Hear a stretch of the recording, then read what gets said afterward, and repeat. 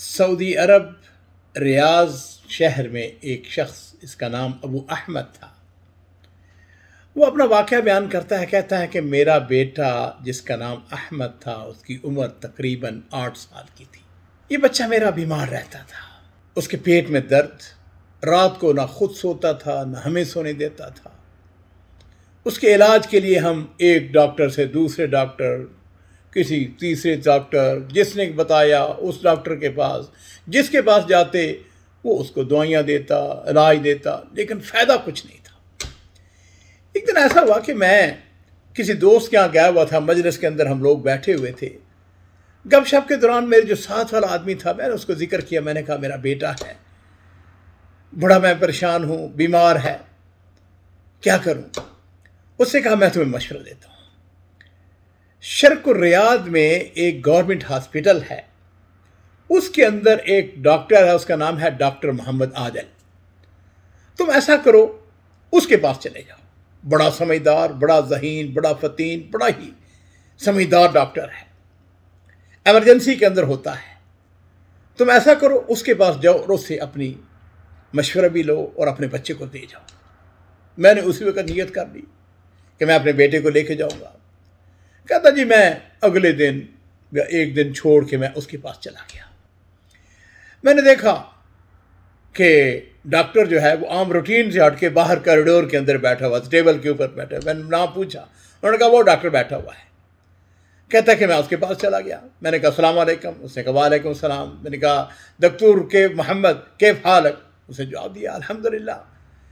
میں نے کہا دیکھیے بات یہ ہے کہ میں آپ کے لیے آپ کے پاس ایک کام کے لیے آیا ہوں، مجھے آپ کی مدد کی ضرورت ہے، اور اگر آپ نے تعاون اور مدد نہ کی تو میں بڑا مایوس ہوں گا۔ اس نے کہا بتاؤ کیا چاہیے، کیا مسئلہ ہے؟ میں نے بیٹی کی طرف اشارہ کر کے کہا کہ یہ میرا بیٹا ہے، بیمار ہے، میں ایک طبیب سے دوسرے، دوسرے سے تیسرے، لیکن کوئی فرق نہیں پڑ رہا۔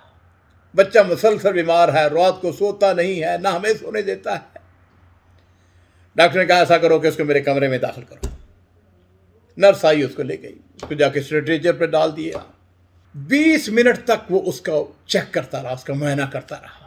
ڈاکٹر نے نہ تو اس کے ایکس رے مانگے نہ اس کے ٹیسٹ مانگے۔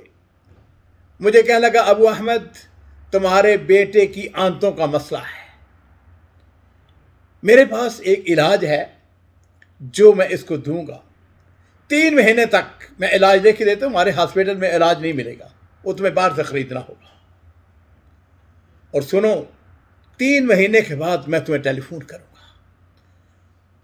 تمہارا بچہ، تمہارا بیٹا میرے لیے بڑا اہم ہے، اور ہاں یہ بھی بات سن لو کہ ابھی تم نے فوراً اگر اس کا علاج نہ کیا تو بعد میں یہ بچہ بھی تمہیں تنگ کرے گا، تم بھی پچھتاؤ گے کہ میں نے وقت پہ اس کا علاج کیوں نہیں کروایا۔ میں نے کہا میں نے کیوں نہیں کروانا؟ میں نے وہ دوائیاں اس کو دکھائیں، اس نے وہ دوائیاں پکڑ کے ڈسٹ بن کے اندر پھینک دی۔ اس نے کہا ان کی کوئی ضرورت نہیں ہے، لے جاؤ، میں نے تمہارے بچے کی تشخیص کر لی ہے۔ لو جی، اس نے میڈیسن لکھ کے دے دی، میں نے جا کے بازار سے وہ میڈیسن خریدنی، اپنے بچے کا علاج شروع کر دیا۔ الحمدللہ پہلے ہفتے کے اندر ہی بچہ آہستہ آہستہ بہتر ہونا شروع کر دیا۔ اب کہتے ہیں کہ 3 مہینے میں ابھی 1-2 دن باقی تھے، ابھی ختم نہیں ہوئے تھے 3 مہینے، تو میں نے اپنے بیٹے کو لیا۔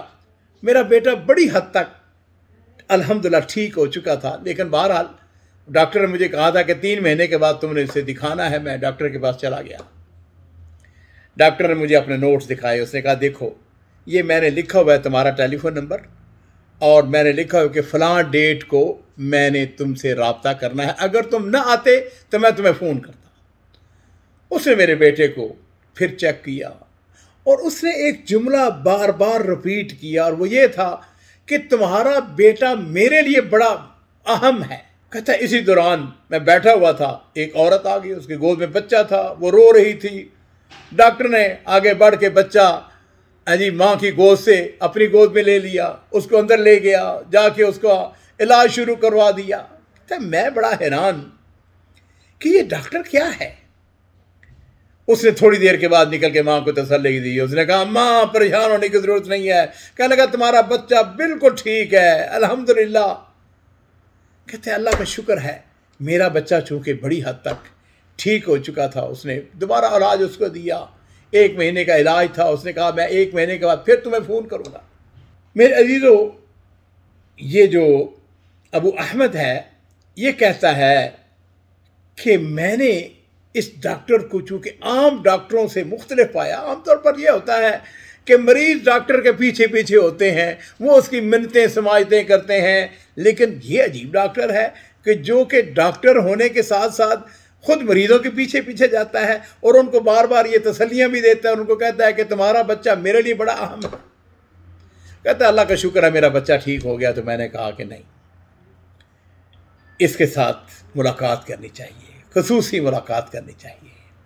کہتا ہے میں نے ایک گفٹ خریدا اور گفٹ خرید کے میں ڈاکٹر کے پاس چلا گیا ہاسپٹل میں۔ ہم نے باتیں شروع کر دی۔ میں نے اسے پوچھا یہ بتاؤ کہ تمہارا مریضوں سے یہ سلوک، یہ محبت، یہ پیار، یہ عام ڈاکٹروں کے مقابلے میں اتنا اچھا کیوں ہے؟ تم لوگوں کے ساتھ بڑی محبت سے پیش آتے ہو، مریضوں کا پیچھا کرتے ہو، تمہارا اخلاص سبحان اللہ کیا کہنے، بڑا اعلیٰ درجے کا ہے۔ عزیزو، اس نے جو جواب دیا وہ سننے والا ہے۔ کہنے لگا ابو احمد، میرے والد نے میری تربیت اسی طریقے پر کی ہے۔ وہ مجھے ہمیشہ اللہ کی یاد دلاتے رہے، اس کا خوف، اس کا تقوی، اس کا ڈر یاد کراتے۔ اور پھر ایک دن آیا کہ جب میں ڈاکٹر بن گیا تو بڑی کثرت سے وہ مجھے یاد کراتے رہے۔ وہ مجھ سے کہتے رہتے تھے بیٹے وَمَنْ أَحْيَاهَا فَكَأَنَّمَا أَحْيَا النَّاسَ جَمِيعًا، جس نے ایک شخص کی جان بچائی گویا اس نے سارے لوگوں کی جان بچائی۔ تو میں اسی فارمولے کے اوپر اپنی زندگی گزار رہا ہوں، اخلاص فی العمل والقول۔ ابو احمد کہتا ہے کہ میں نے اسے ایک سوال کیا، میں نے کہا یہ بتاؤ کہ اس کی برکات بھی دیکھی ہے؟ اس نے کہا کیوں نہیں دیکھی ہیں؟ حلفاً کہتا ہوں کہ میں نے کسی کام میں ہاتھ ڈالا ہے، کوئی دروازہ خیر کا کھولا ہے، کسی اچھی کام کے لیے نکلا ہوں، اللہ تعالیٰ نے مجھے اس میں برکت دی ہے۔ میں سعادت، برکت، دل کا چین، سکون پاتا ہوں، اور جو مجھے لذت ملتی ہے وہ اللہ ہی جانتا ہے۔ ناظرین کرام، ہم میں سے ہر شخص، خواہ وہ ڈاکٹر ہو، وہ طبیب ہو، معلم ہو، انجینئر ہو، تاجر ہو، گورنمنٹ ملازم ہو، کلرک ہو، مزدوری کرنے والا ہو، اسے اپنے کام میں مخلص ہونا چاہیے۔ اس ڈاکٹر نے مجھے اور آپ کو یہی سبق دیا ہے۔ اپنے رب سے اجر و ثواب کی امید رکھیں، انشاءاللہ آپ کو دنیا میں بھی اور آخرت میں بھی اجر و ثواب ملے گا۔ اور میرے ماں باپ قربان ہوں، نبی کریم صلی اللہ علیہ وسلم نے اپنی امت کی رہنمائی کس طریقے سے کی۔ آپ نے ارشاد فرمایا کہ اللہ تعالیٰ اس بات کو پسند کرتے ہیں کہ تم میں سے جو شخص جو بھی کوئی کام کرے تو وہ بڑی عمدگی کے ساتھ، بڑے سلیقے کے ساتھ، بڑے اچھے طریقے کے ساتھ، بڑے اتقان کے ساتھ اس کو انجام دے۔ اور آخری بات یہ بھی ہے کہ اس واقعہ کے اندر مراقبت اللہ، اس کی تربیت ہے۔ میرے عزیزو، ہم اپنی اولاد کی تربیت اس طریقے سے کریں، اس کو یہ یقین دلائیں، اس کو یہ بتائیں کہ بچے ہمارا اللہ ہمیں دیکھ رہا ہے۔ وہ جو حدیث کے اندر آتا ہے نا، ان تعبد اللہ کأنک تراہ، اللہ کی عبادت تم اس طرح سے کرو کہ گویا کأنک تراہ، تم اس کو دیکھ رہے ہو۔ فإن لم تراہ فإنہ یراک، اگر آپ اس کو نہیں دیکھ رہے ہیں وہ آپ کو دیکھ رہا ہے۔